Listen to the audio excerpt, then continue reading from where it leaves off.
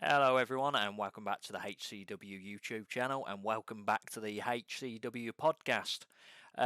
So it's going to be me and myself today, which we'll discuss after the intro. So as usual, we're discussing Smackdown, Raw, and AEW Dynamite. So yeah, roll the intro, I guess. HCW Reviews.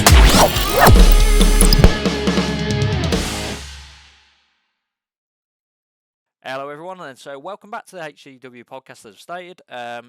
Today it's just going to be myself because Frozzy is away in Scotland celebrating his anniversary, so fair enough.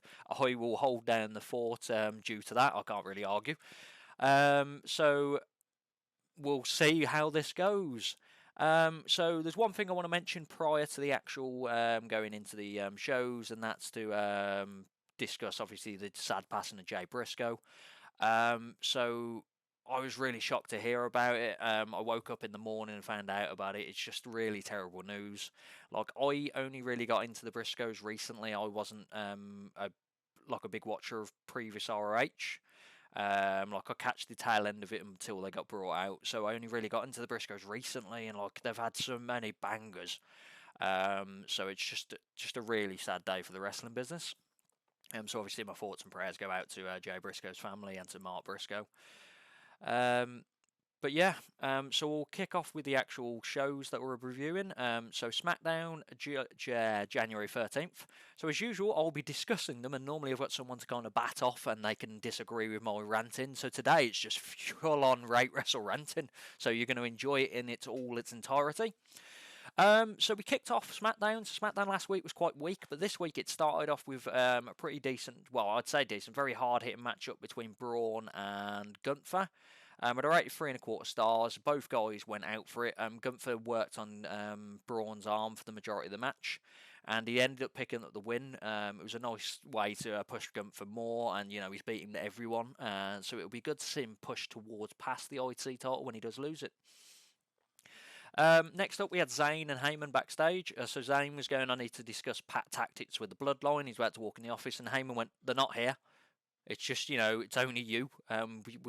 We thought you could get it done, Roman was basically saying. So out of love, we think you're going to get this done against Owens tonight.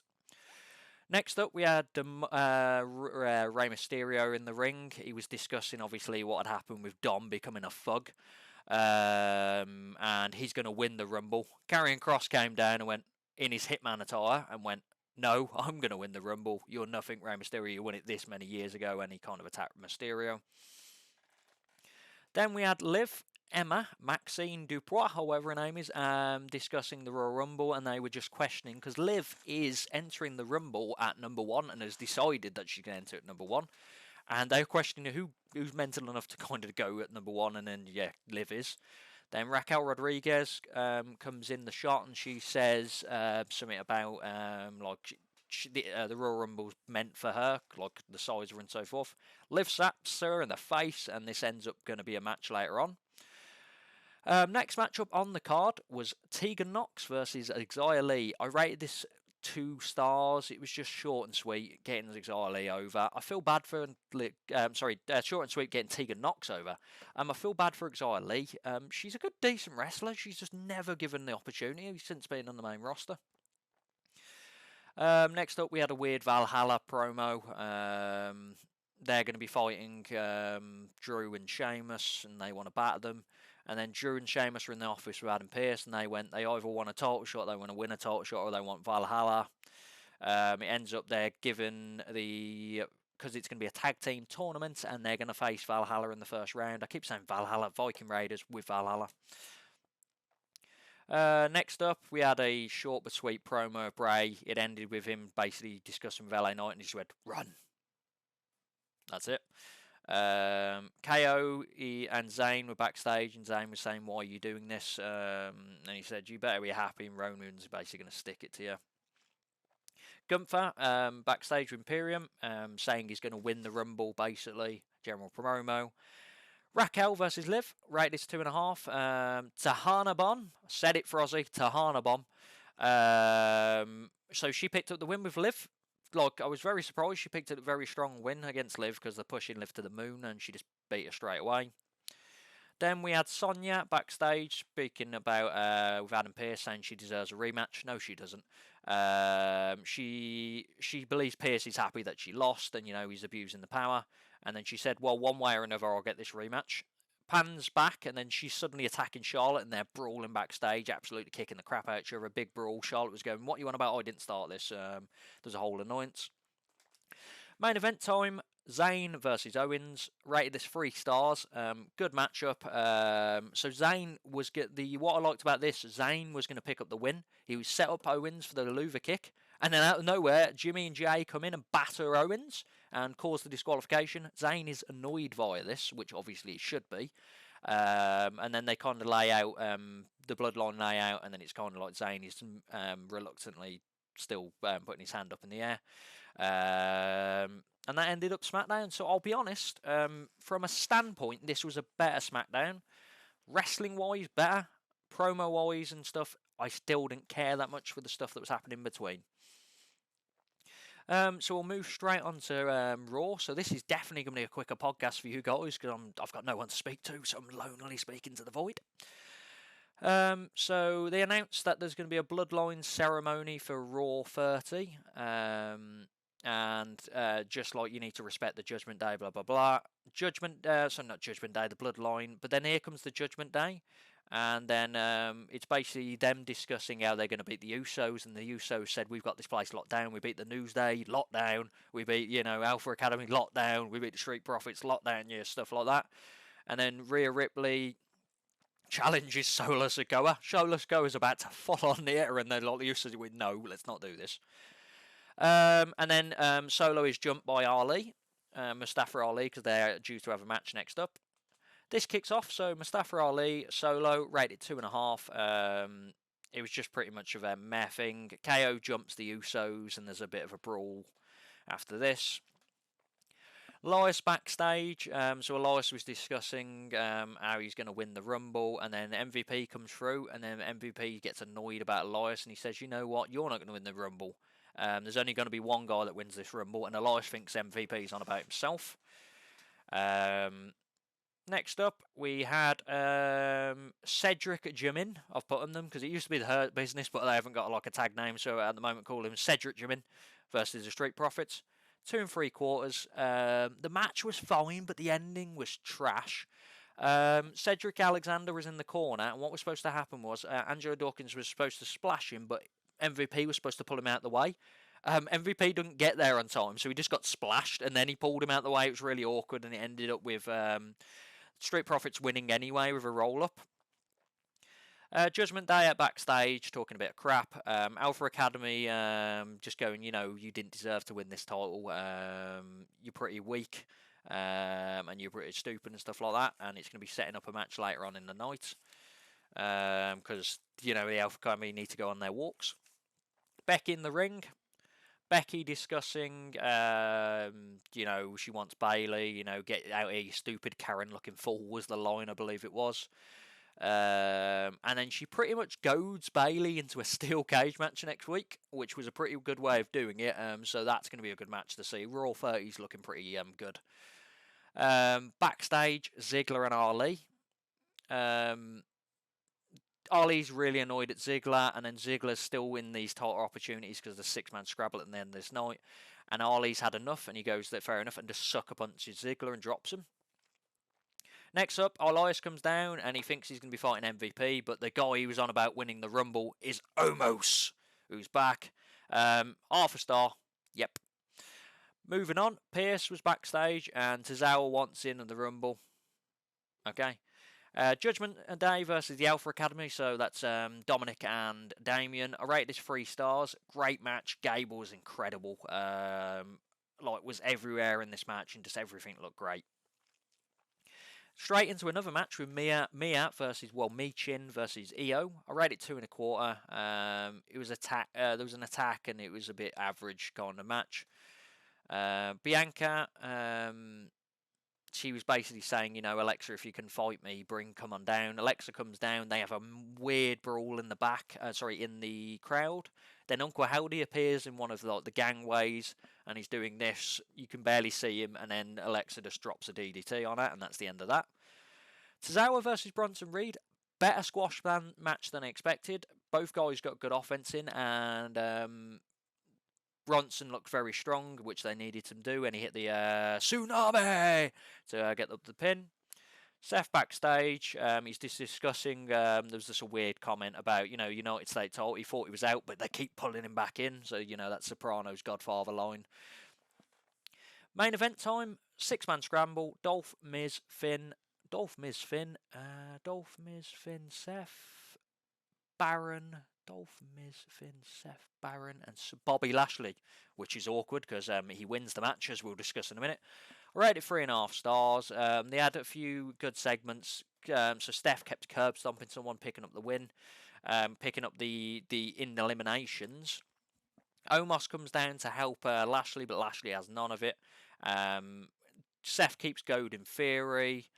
Theory attacks Lashley, but it ends up being Lashley and Seth, and Lashley ends up picking up the win with the spear. And then he's kind of like, what you two do down here, MVP and Omos, and it's kind of a weird kind of like, are they going to be back together and they're not going to be back together, the Urch business. But yeah, that was the end of the Raw. Honestly, good event. Matches were good. There was a few squash and weak matches with Omos and stuff, but the stories kind of paid dividends, whereas on SmackDown they didn't really. They were just there. And then to end my rambling, we've got Dynamite. So Dynamite obviously is more fresh in my brain because I'd watch it as I record it in the morning of. So we kicked off with Cassidy versus Jay Lethal for the title. Rated 2 3/4. What let this match down was there was too much comedy during it, and it was just let alone. They kept focusing on Jarrett, and Satnam in the audience. They were doing rolling spots. The best friend suddenly appeared in the audience. It was just too much. Danhausen carrying. It just let down a good, decent match. And then there was just the usual afterbirth with everyone brawling, and then Sanjay's like, you can't attack him, and it wasn't what it was. Next up, we had the Bucks versus Top Flight. This was very good, 3.25 stars. Good match from both of them. The Bucks hit a Doomsday device in honour of the Briscoes, which was nice to see. A lot of the wrestlers were wearing armbands with Jay on. Shock win for Top Flight, though. Out of nowhere, pick up the win. Great to see that Top Flight are actually getting an opportunity now after the injuries they've been suffering, and the Bucks are not just suddenly steamrolling people back. Random stat that Excalibur threw out, or Tony. First match the Bucks have had as a tag team since July. That's incredible. Next up, we had the Gun Club in the ring, or the Guns. They were basically ripping the mick out of the Acclaim. The Acclaim are coming down, and then the Guns were saying, we made you more relevant. We even give you our dad. They have a bit of a brawl, and then Billy Gunn separates it all and said he's had enough. I've got 2 words for you. Family therapy. And then that ends up that. Hangman backstage in a weird set promo with Renee. It was like you weren't supposed to be there, but it was clearly an interview. It was like an odd thing. Mox respects Hangman, and that's why he always brings out the best of him. Hangman brought up that, he said the next time he's going to fight Moxley, he'd put him out cold, which he did. And then he's on about brewing. He needs to now mend some fences, which I believe clearly got to be due to the Elite, but we'll find out because it could be just a Dark Order thing, which I don't want. Next up, Starks versus Jake Hager, 2.5 stars. I don't care about Jake Hager. This hat thing is stupid. Ricky Starks is decent. It's good promo, but I'm not a big fan of him in the ring. And then it's set up now that the Jazz Society of the La Sex Gods is going to be facing Hager and Starks and Action Andretti next week. Looking forward to that. That might be decent. Bandido versus Bryan. Straight up banger. I rated 4 stars. It was best match of the night, match of the week. Superb outing. Both guys went for it, kicked the crap out of each other. Bandido looked great, which was awesome. They made Bandido look good because I do love Bandido. Bryan's having banger matches after banger, so he had Takeshita last week, and then Bandido this week. MJF comes up on the promo on the Titantron, says he's a monster and stuff like that. It was a bit of a rambly promo, but it was hinting towards who his next opponent's going to be. Shiraya, Shida, and Storm were backstage, and they were saying they've had enough of these homegrown talent in AEW, and something needs to change. And then Shiraya says, Shida, you need to stay backstage.